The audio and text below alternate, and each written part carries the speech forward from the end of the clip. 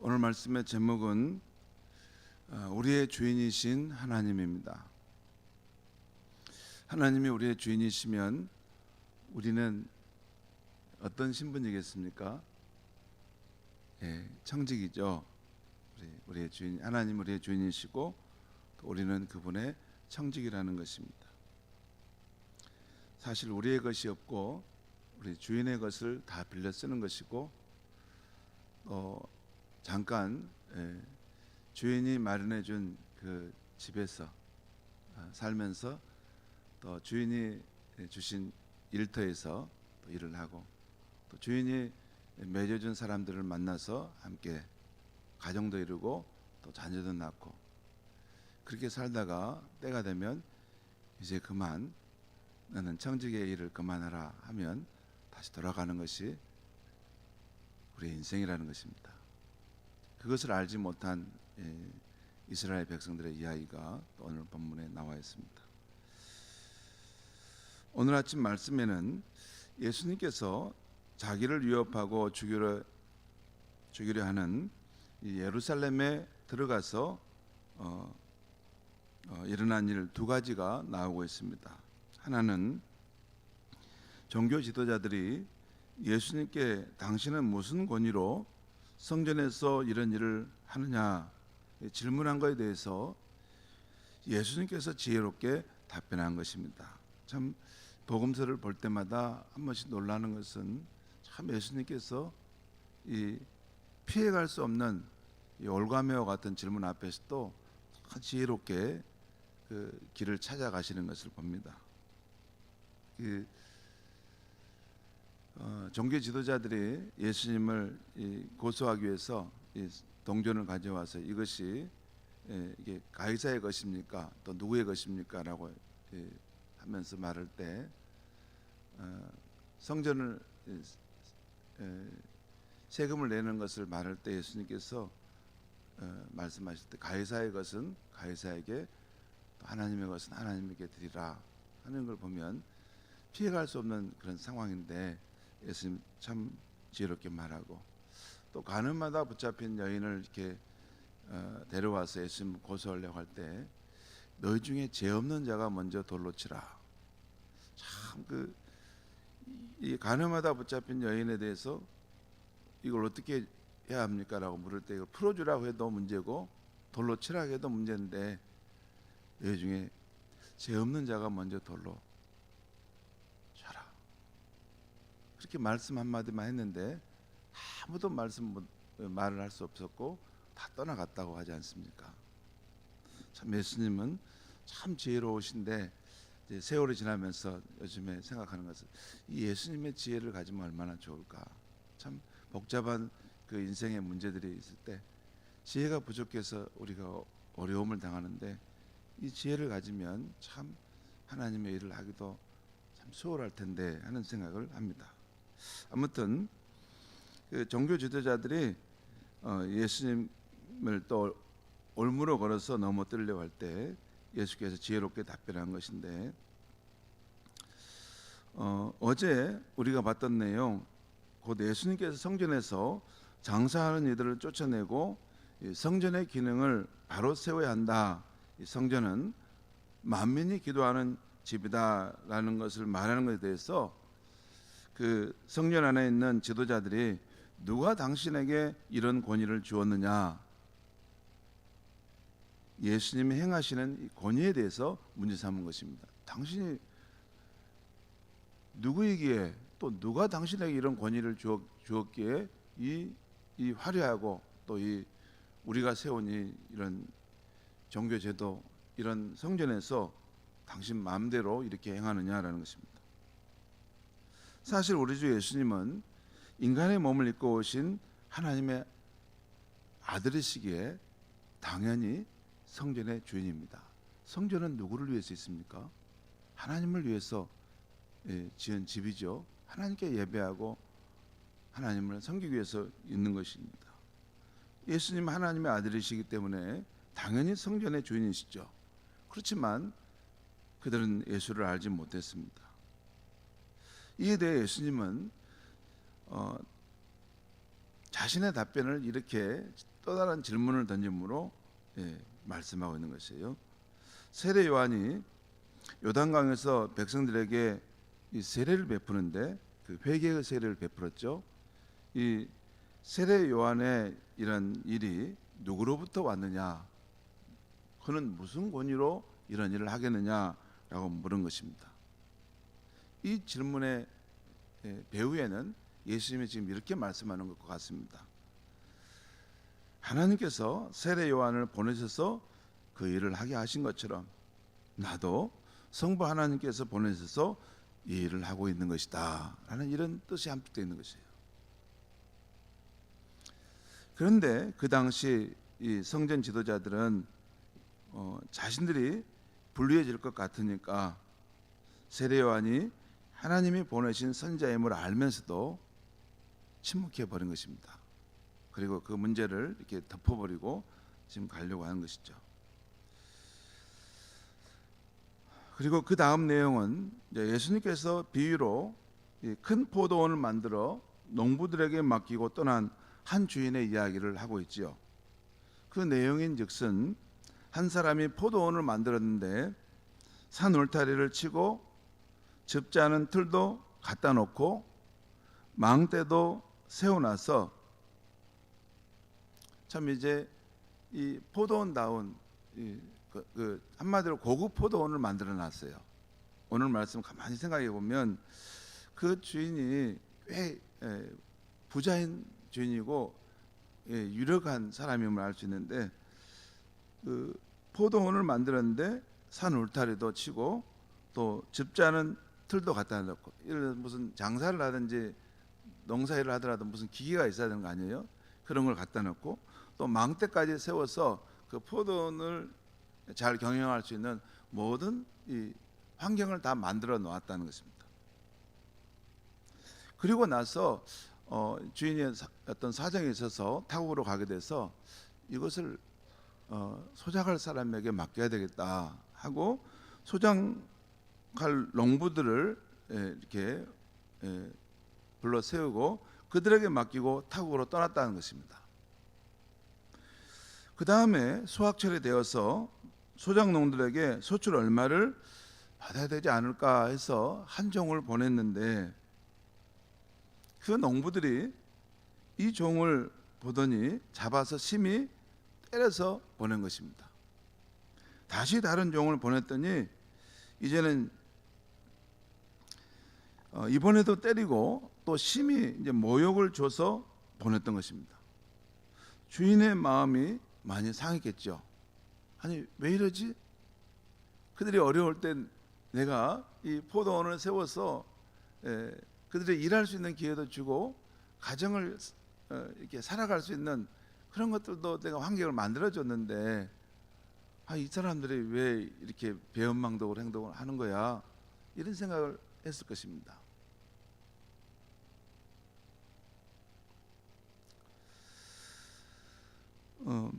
주인은 이 배은망덕한 그들의 행동을 볼 때 당장 가서 그들의 권리를 빼앗을 수 있지만 또 다른 종을 또 보내봤어요.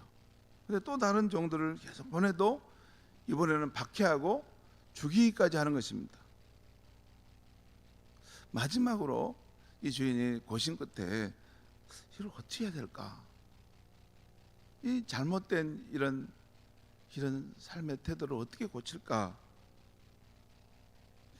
마지막 선택지가 자기 아들을 한번 보내본 것이었습니다. 내 아들은 그들이 알기 때문에 존귀하게 대할 것이다. 그리고 자기 위치를 다시 돌아올 것이다. 이렇게 보냈는데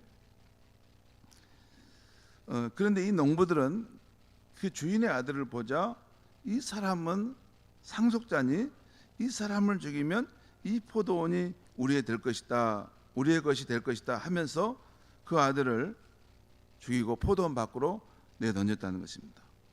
오늘 말씀에서 여러분 거기 보면 그 주인 그 소작농원 하는 그 농부들이 했던 말이 저는 기억해 보십시오. 7절 보겠습니다. 7절에 이런 말씀 있죠. 그 농부들이 서로 말하되 이는 상속자니 자 죽이자. 그러면 그 유산이 우리의 것이 되리라 하고. 여러분, 여기서 제일 중요한 이 비유의 핵심은 이 농부들이 이 주인이 보낸 종들을 이렇게 무시하고 마지막에 온 그 아들까지 이 죽여버리면 이 사람이 이게 유산을 받을 사람이니까 결국에는 주인도 어떻게 하지 못하고 이걸 우리한테 다 우리 것이 되지 않겠느냐. 핵심은 이것이 우리 소유, 이 소유가 우리 것이 된다는 거예요.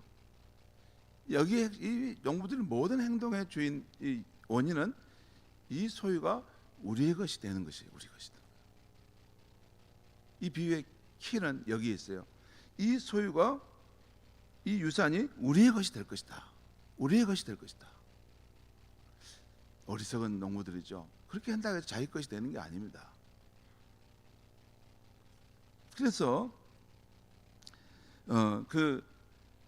주인의 아들까지도 그들이 죽이고 포도원 밖으로 내 던져버린 것입니다. 여기까지 비유로 말씀하시던 예수님은 그들에게 자, 이제 이 포도원 주인이 어떻게 하겠느냐라고 물으십니다. 그러면서 예수님이 친히 말씀하시죠. 그 소작농들을 진멸하고 다른 사람에게 주지 않겠느냐라는 것입니다.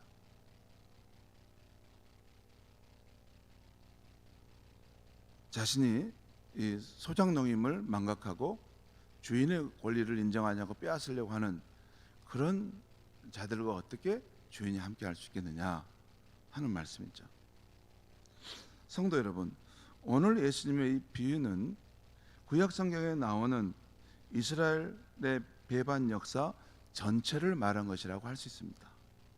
하나님은 이스라엘 백성들에게 아름다운 포도원을 지어주시고 그것을 주인의 뜻에 따라 관리하도록 청지기로 맡겨주셨습니다. 그런데 그들은 주인의 권리됨을 부정하고 자기 마음대로 해버렸던 것입니다. 곧 하나님이 베푸신 축복과 은혜의 혜택은 누리면서도 하나님의 주인됨을 인정치 않고 이방신을 섬기고 우상숭배를 했던 것입니다. 그러자 하나님께서 선지자들을 보내 돌아오라, 돌아오라, 너희 주인에게로 돌아오라, 너희의 신분을 망각하지 말라, 그것이 돌아오라는 것입니다. 너희는 그 하나님께 돌아와야만이 살 수 있다. 너희의 생의 토대가 되시는, 너희의 삶의 축복이 되시는 그 하나님을 떠나서는 너희가 살 수 있는 길이 없다. 그 하나님께 돌아오라. 선지자들을 계속 보냈던 것입니다. 그런데 그 선지자들을 박해하고 죽였습니다. 마지막에는 하나님께서 그 아들을 보내셔서 그들을 돌이키려고 했던 것입니다. 그런데 그 역사는 어떻게 됐습니까?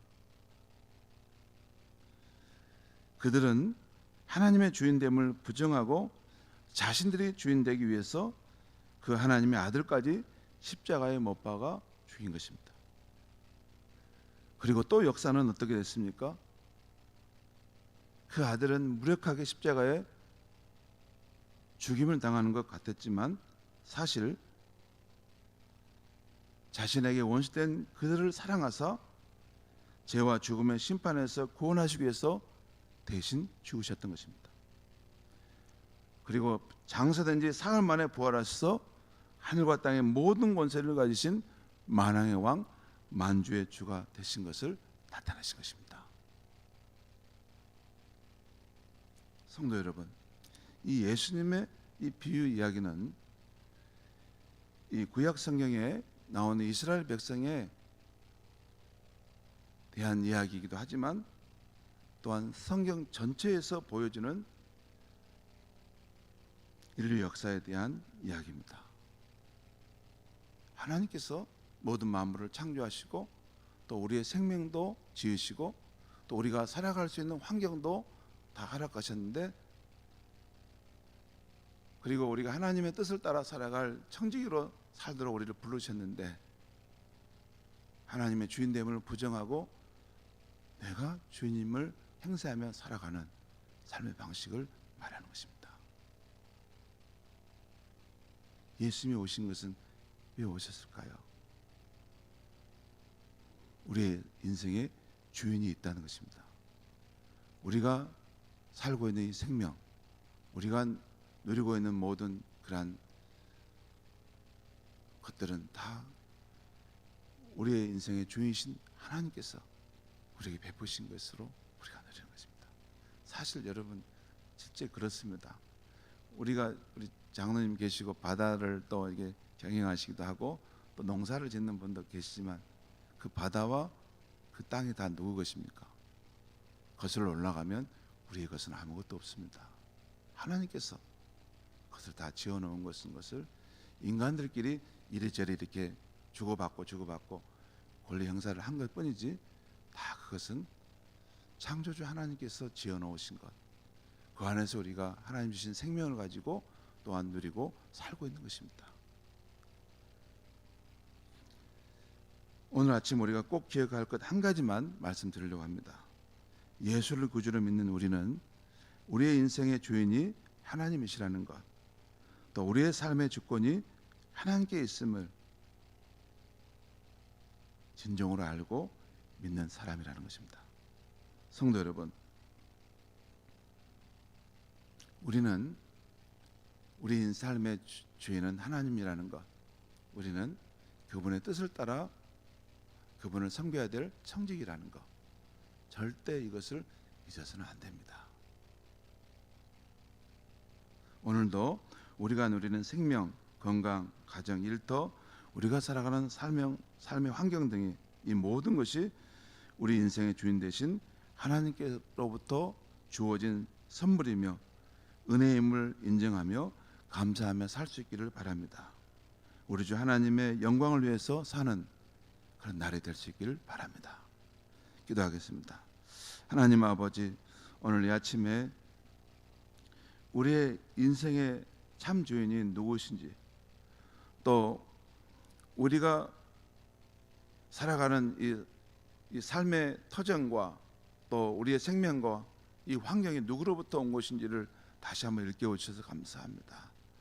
우리가 하나님의 주인됨을 알지 못하고 내가 인생의 주인인 것처럼 함부로 살고 죄악 가운데 살았던 우리 삶을 불쌍히 여기셔서 하나님께서 피조물인 우리를 다시 살리기 위해서 독생자 예수 그리스도를 보내셔서 참 주인이신 하나님 앞에 돌아가게 하신 줄 믿습니다.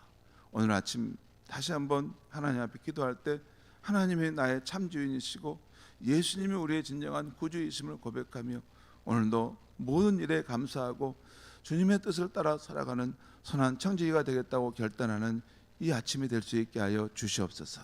예수님의 이름으로 기도합니다. 아멘.